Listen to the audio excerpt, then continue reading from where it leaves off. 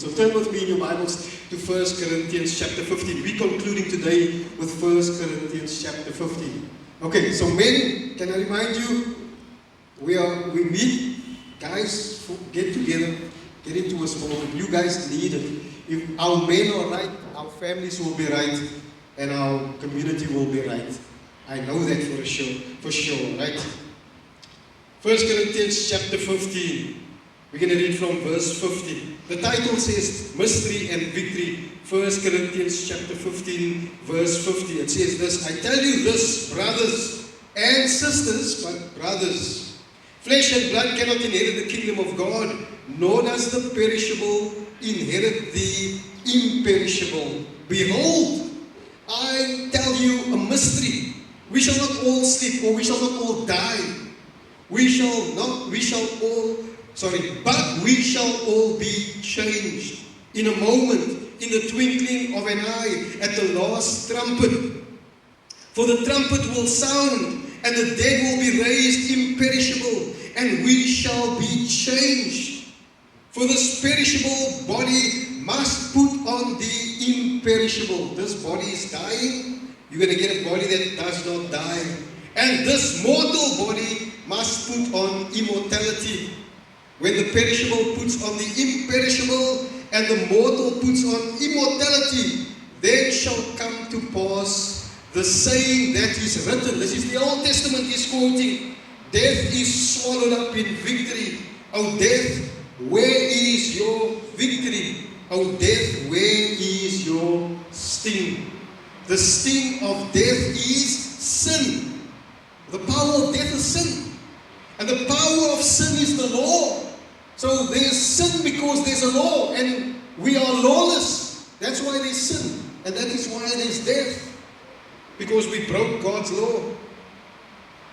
But thanks be to God who gives us the victory through our Lord Jesus Christ. Therefore, my beloved brothers, be steadfast, immovable, always abounding in the work of the Lord, knowing that in the Lord your labor is not in vain. The Lord bless the reading of His word.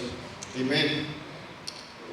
I think the emphasis that Paul is making here is that death will finally be destroyed, and we will finally have victory over death by our resurrection through Jesus Christ our Lord. You see, we must still conquer death. Christ conquered death.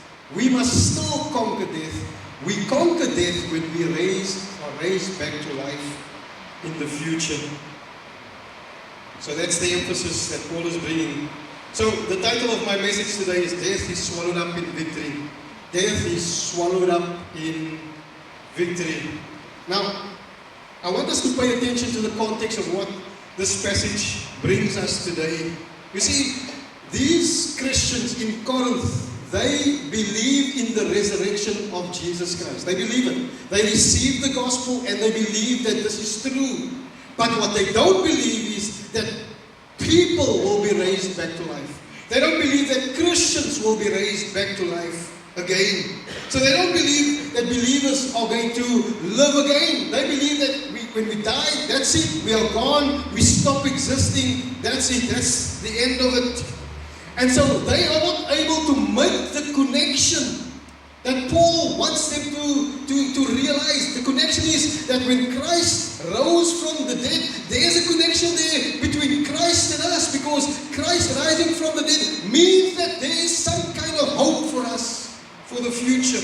The hope is that we will also be raised from the dead. There's a direct link between Christ's resurrection and our resurrection from the dead in the future. And so this whole passage, he spends a large portion in this passage just to speak to us about what this means. 1 Corinthians 15 verse 20 says, but in fact Christ has been raised from the dead, the first fruits of those who have fallen asleep. In other words, Christ is the first who dies, rises from the dead to live for eternity in his human nature. And we will follow Christ. For as by a man by a man has come also the resurrection of the dead. For as in Adam all die, Adam led us into death through his disobedience, so also in Christ shall all be made alive. That's the point that Paul wants them to realize. There is a resurrection for the believers. But each in his own order, Christ the first fruits, then at his coming, those who belong to Christ. Those who belong to Christ. All of this starts in 1 Corinthians 15 verse 3, when Paul says, for I delivered to you as of first importance what I also received, that Christ died for our sins in accordance with the Scriptures, and that he was buried, that he was raised on the third day in accordance with the Scriptures. This is the gospel. He died, he was buried, and he rose again from the dead in accordance with the Scriptures. And that is why Paul can say this in verse 25. He says, for he must reign until he has put all his enemies under his feet. The last enemy to be destroyed is death. I know we are afraid of death. We fear death because for a lot of us, we don't know what the future holds. But Paul is saying to these believers, death is not something to be feared. Death is not something to be afraid of. In that you know what's going to happen when I leave this world. Don't worry about that at all. Why? That's why he quotes Hosea chapter 13 verse 14 when he says, I shall ransom them from the power of Sheol. God says this. I will ransom them from the power of Sheol. I shall redeem them from death. O death, where are your plagues? O Sheol, where is your sting? Compassion is hidden from my eyes. In other words, God is saying that he's the one who delivers people from death. He's the one who does it. He's the one who gives them compassion. He's the one who ignores people or rejects people. Not ignore, but he rejects those who are rebellious towards him. He's the one who does it. God will raise people from the dead. And so death is nothing to be feared. And whatever death we've experienced in our lives, if we have lost a loved one who belonged to Christ, we have a hope that we will see them again one day. There's nothing to be feared. And so God alone will deliver his people from death and from the plagues that lead to death and from the disease and sickness and from anything, any calamity or any trouble in this world that leads to death. And Jesus Christ fulfills that prophecy according to Paul in the New Testament when he destroyed death through his resurrection from the dead.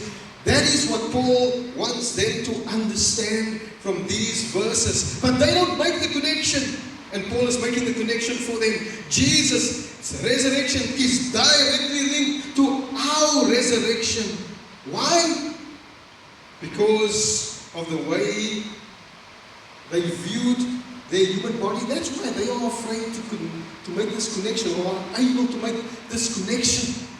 They view the human body as something that's, how can this body come alive? And if it comes alive, like what's going to be?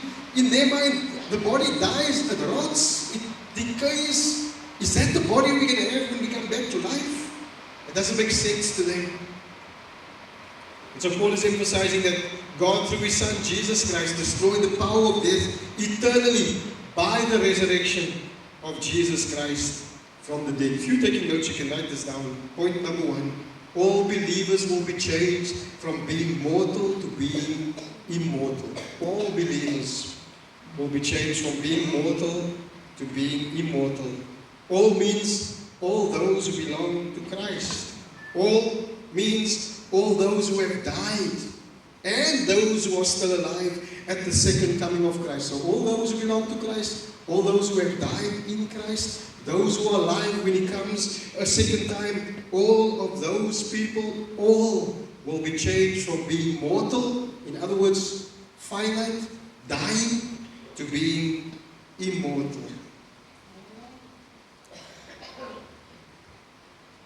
1 Corinthians chapter 15, verse 50. I read it to you earlier. Paul says this. I tell you this, brothers, flesh and blood cannot inherit the kingdom of God, nor does the perishable inherit the imperishable. Last week we looked at your body is only a seed. Have you ever seen a seed? It is small, it's tiny. When you look at a seed, you don't see what it could become unless you plant that seed. And this is the point that Paul is making, that your body that you have today, it does not compare to what Christ has in store for you in the future. Your body there's no comparison. And so he says, the imperishable or the perishable cannot inherit the imperishable. Behold, I tell you a mystery. We shall not all sleep. Not everyone, not all believers are going to die. But all believers, he says, we shall all be changed. We're not all going to die when he comes the second time, but we shall all be changed. In a moment, in the twinkling of an eye, at the last trumpet, for the trumpet will sound. The trumpet will sound. I don't know if you believe that, but there will be a day when the trumpet of God will sound. There's a song that says, when the trumpet of the Lord shall sound, and time shall be no more. That's going to be a moment when everything that we see in this world will change. Christ will come. Time comes to an end. You know why? Because that's when eternity starts, where we will be with God without end. For the trumpet will sound, and the dead will be raised imperishable, and we shall be changed. Amen? The trumpet of the Lord will sound. It will sound. In Revelation 11, it says the seventh trumpet, verse 15, then the seventh angel blew his trumpet. This is a picture of the future. And there were loud voices in heaven saying, the kingdom of the world has become the kingdom of our Lord and of his Christ. The kingdom of God and of Christ. The kingdom of the world. When the last trumpet sounds, that's going to happen. The kingdom of this world will become the kingdom of our Lord, our God and his Christ, and he shall reign forever and ever. There's going to be a moment when the last trumpet will sound.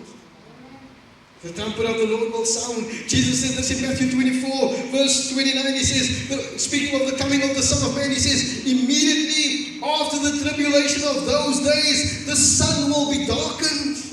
The moon will not give its light, and the stars will fall from heaven, and the powers of the heaven will be shaken. This day when this trumpet sounds, there's going to be some things happening in the heaven. The world is going to be shaken. The universe is going to be shaken. Why? God is going to enter into creation with all of his power, with all of his majesty, with all of his force. The Bible says when Jesus comes, he comes as a warrior with a robe dripped in blood.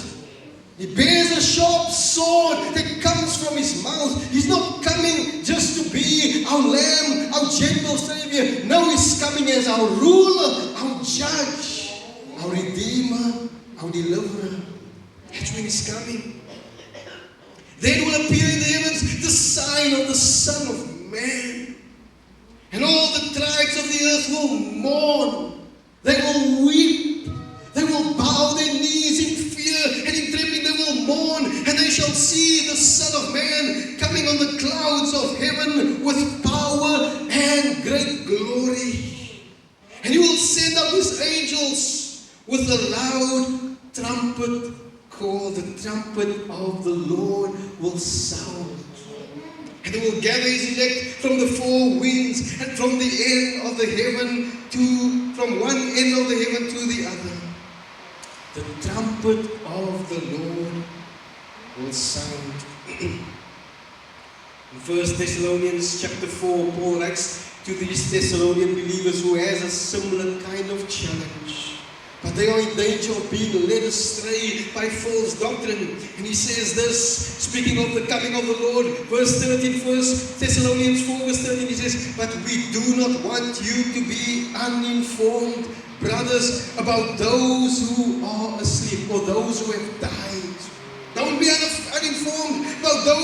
believers who have died, that you may not grieve, and others who have no hope. Yes, we lose our loved ones sometimes and we grieve. But we don't grieve as those who have no hope, because we know that our beloved, we're going to see them again one day. We will see them. There will be a reunion in heaven. We will see them. I will see my grandmother one day again in heaven. The one that I heard so many times in her life praying for me. 5 o'clock in the morning, when I sometimes thought, why is my grandmother praying so loud? I'm trying to sleep. What's going on with this woman? Praying for me. I will see her again in heaven one day. We don't grieve as those who have no hope. For since we believe that Jesus died and rose again, even so, likewise, through Jesus, God will bring with Jesus, with Him, those who have fallen asleep, those who have died. We will see them again in heaven one day. That is why we grieve like we have hope. Because we have hope. Our hope is in Jesus. For this we declare to you by a word from the Lord, that we who are alive, who are left until the coming of the Lord, will not precede those who have fallen asleep. We will not go ahead of them. No. He says, for the Lord Himself will descend from heaven. Amen. Jesus comes down from heaven. The Lord Himself. In the previous verse, in the previous portion, we read that the Lord and His Christ. But we see here that the Lord, yes, God is Lord. But here we see Jesus also is Lord. Why? Because He is also God. The Lord Himself will descend from heaven with a cry of command, with a voice of an archangel, and with the sound of the trumpet of God, and the dead in Christ will rise first. There's going to be a trumpet sound when the Lord Himself descends, and the dead in Christ will rise first. Then we who are alive, if you are alive, then who are left will be caught up together with them, those who have died, who are now alive. My grandmother and others, people that you know that have died in Christ, we will be caught up together with them in the clouds to meet the Lord in the air. And so we will always be with the Lord. There's no end to eternity. He says this, therefore, based on what I just told you, therefore encourage one another with these words. Have hope. Have hope. We have hope. Comfort one another with these words. What words? 1 Corinthians 15, verse 53. For this perishable body must put on the imperishable. It is going to happen. And this mortal body must put on immortality. And so if we are believers, we have hope that in Jesus Christ, death has been defeated and the future will be incomparably greater than the life we are currently experiencing. We have no idea what the future will be like with God. And the glorified body will be infinitely better, more superior than the body we have today. So I can have this imagination that maybe in heaven I can fly at high speed. I don't know. It says it will be different. It will be incomparably different to the body that you have now. More superior than the body that we have today. And if you're an unbeliever, can I say without Jesus Christ, you have no hope of eternal life. And you will be raised back to life only to spend eternity without God, enduring eternal punishment and death, which is that eternal punishment. That's it. Death is the separation from God in the end. in the torment of the lake of eternal fire, forever separated from God. Can you imagine to be in hell, in a burning place where you burn forever, in torment forever, punished forever? It's already difficult to endure pain just for a minute or for an hour or for a couple of days maybe. But here people will be enduring eternal pain and torment. The Bible says there is a gnashing of teeth. The worm does not die. The flame is not quenched. In this place, forever separated from God. But all believers will be changed from mortal to immortal. Second point, if you're taking notes, you can write this down. All believers will experience victory over death only through Jesus Christ our Lord. All believers will experience victory over death only through Jesus Christ our Lord. The power of death, through Jesus, eternally destroyed, eternally defeated. Paul writes a beautiful passage in 2 Corinthians chapter 5. We're reading from verse 1. Speaking of our heavenly dwelling, he says, for we know that if the tent, this is a tent, that is our earthly home is destroyed, we have a body. You see the difference? In 1 Corinthians he says your body is a seed. It's only something that must be sown so that you can reap something that is more glorious. Now he says your body is a tent. And your body in heaven is a building from God. A house not made with hands, eternal in the heavens. For in this tent we groan. Do you groan? I mean, how many of you got up this morning and you had like a ache, or pain, a stiff body, or a sore neck, grey hair popping out, or some wrinkles? We groan, longing to put on our heavenly dwelling. That's why you groan. Sometimes everyone's trying to stay younger or to stay healthy, or because why? You don't want to get older. You don't want to be frail and weak and sick. Paul says it is actually just a longing to put on our heavenly dwelling. That's what you want. If you think about it really, that's actually what you want. And more than that, that is what you need. You need a better body. If indeed by putting it on we may not be found naked. For while we are still in this tent, we groan, being burdened.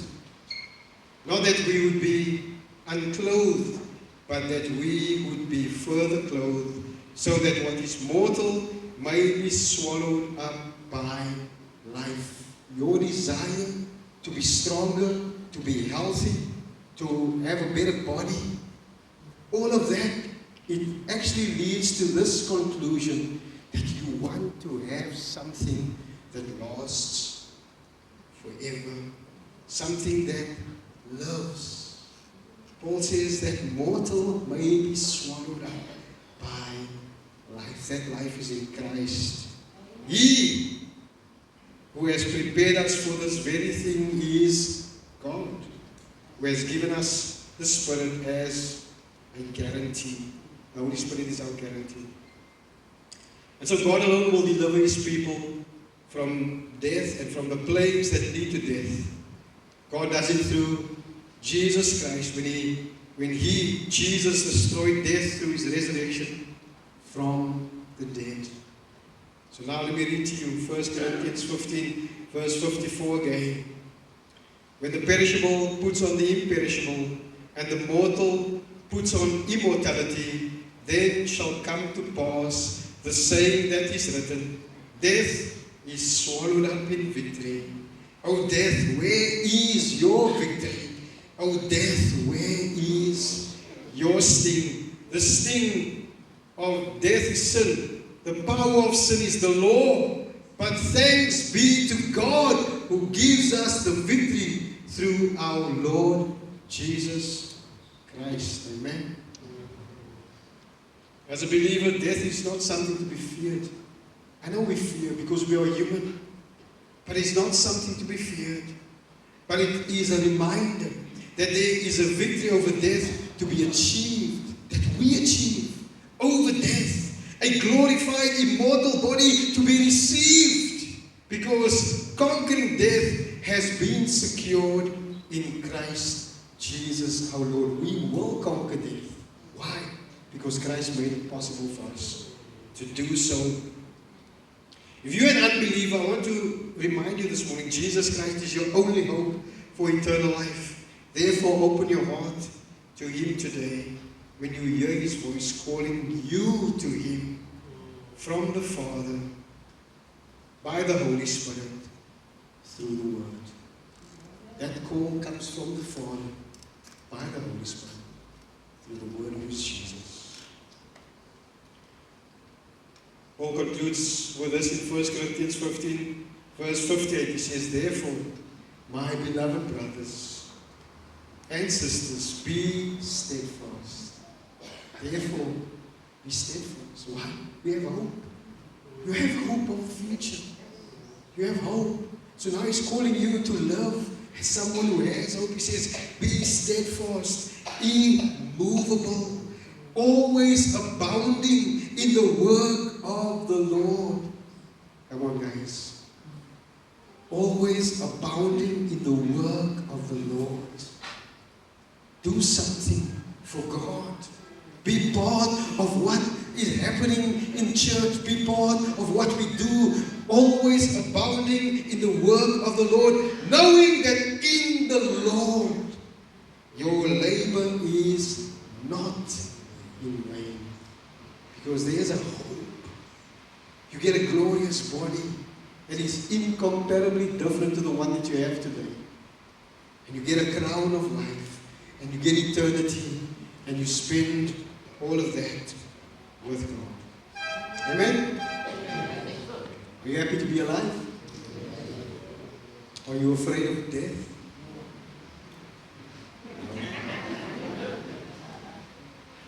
You shouldn't fear death, because death has been defeated.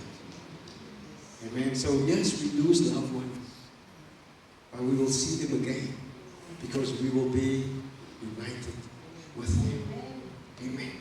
Let's stand as we conclude in prayer.